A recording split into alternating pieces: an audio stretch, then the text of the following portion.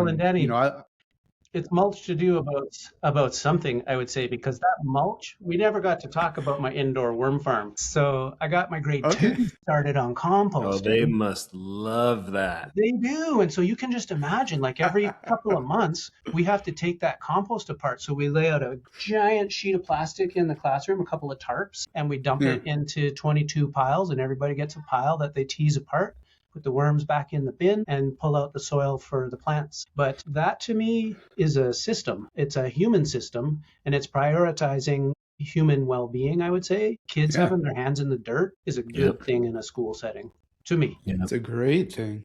And Yeah. What are I you think, composting, Dan? Is it lunch scraps and things from school, or what's going into the compost with the yeah, worms? it's carefully curated lunch scraps because not anything can go in a compost, of course. It has to be raw, but we supplement it with paper from the paper shredder. And I'm not Smart. kidding around. I have an actual worm composter in my office. I think I wrote about it on Substack recently. It is a joy to behold. It is a Yeah, I love worm teeming farms. ecosystem. Yeah, it's a super great conversation starter. When kids come to the office because they're in trouble or something, I might do a little redirection with the worm farm before we get down to it. But yeah, that How many well-being. worms do they have to eat before they go back to class? Oh, none. None.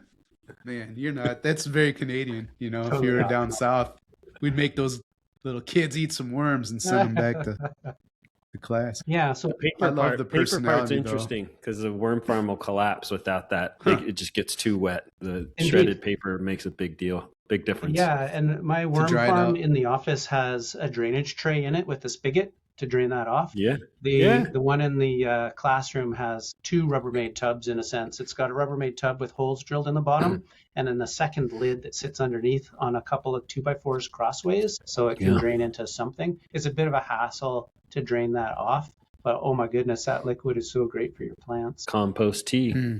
You know That's it. what they call it. Compost tea. Wow.